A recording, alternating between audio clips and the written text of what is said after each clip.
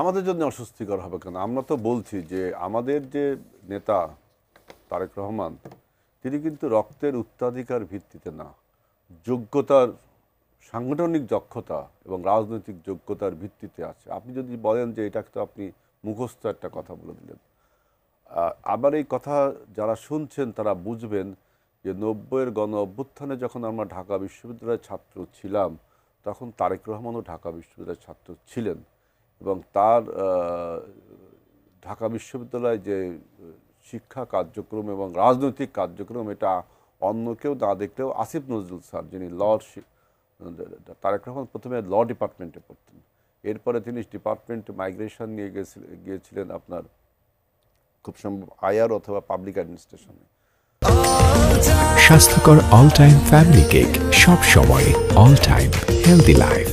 Asif Nazrul sir তার প্রথম আলো পত্রিকা একটা কলামে কিন্তু লিখেছিলেন যে তারেক রহমান তার ছাত্র ছিলেন। এবং আমরা যারা ঢাকা বিশ্ববিদ্যালয়ের ছাত্র ছিলাম, আমরা এরশাদ বিরোধী আন্দোলনের, আমরা তখন তরুণ ছাত্র নেতা, তখন তারেক রহমানও কিন্তু আমাদের সেই রাজনীতিকে সমর্থন করতেন।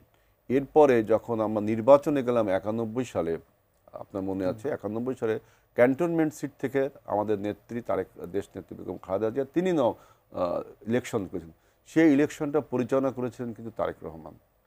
এরপর থেকে আপনি দেখবেন যে ৯১ সালের নির্বাচন, ৯৬ সালের নির্বাচন, ২০০১ সালের নির্বাচন তো তিনি সামনের সারিতে এসে, মানে তিনি চেয়ারপারসন কার্যালয় তৈরি করলেন, যে আপনারা যেটাকে হাওয়া ভবন বলেন, মানে হাওয়া বিবির নামে ভবনটার মালিক ছিল হাওয়া বিবি, তার নামে হাওয়া ভবন ছিল, সেটা ছিল সিপিও, চেয়ারপারসনস অফিস, মানে চেয়ারপারসন অফিসে, সেখান থেকে তিনি নির্বাচনটা পরিচালনা করে কি ল্যান্ডস্লাইড ভিক্টরি আমাদের হলো।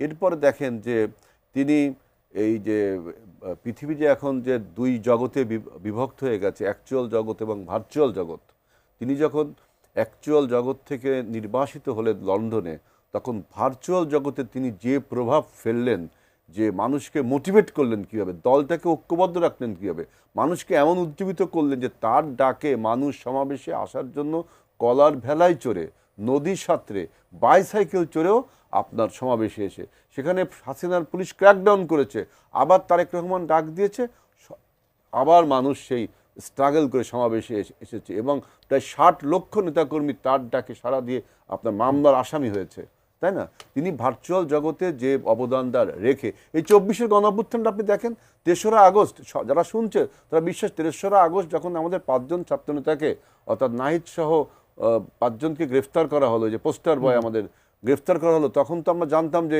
পরের দিন থেকে আন্দোলন বন্ধ, তারা সব কিছু উঠিয়ে দিয়েছে, মনে আছে না?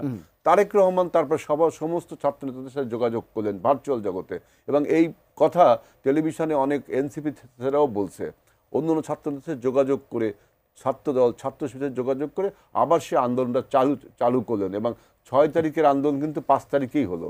তারেক রহমান মানে ভার্চুয়াল জগতে কতটা ভূমিকা রেখেছেন, এবং এরকম ভূমিকা যখন ভার্চুয়াল জগৎ এত ভাইব্রেন্ট ছিল না, তখন লেনিন এবং খোমেনিও দেখেছে, লেনিন চিঠি লেখে, খোমেনিও চিঠি লেখে। তারেক রহমান রক্তের উত্তরাধিকার যোগ্যতার ভিত্তিতে তিনি রাজনীতিতে আসেন। এখন নাহিদ যে কথাটা বলেছে, নাহিদের পিতা তিনি কেন রাজনীতিতে, নাহিদ আজকে এত বড় একজন মন্ত্রী ছিলেন বলে তার পিতা আজকে ব্যবসা বাণিজ্য সমাজের বিভিন্ন জায়গা প্রতিপত্তি দেখাচ্ছে। আসিফেরও একই অবস্থা, সবার পিতা ভাই তাদের নামে আমরা পত্রিকায় দেখছি না। আপনারা যেটা করছেন এটা হলে পরিবারতন্ত্র আসলে ঠিক না, আর পরিবারতন্ত্র বলে কোনো তন্ত্র নেই।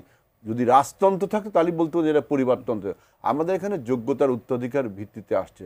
তারেক রহমান যদি মনে করতেন যে তার পরিবারই ক্ষমতায় থাকবেন, তাহলে আমরা ওই প্রধানমন্ত্রীর মেয়াদ ১০ বছরকে ফিক্সড করতাম না, ২ বার ঠিক করতাম না।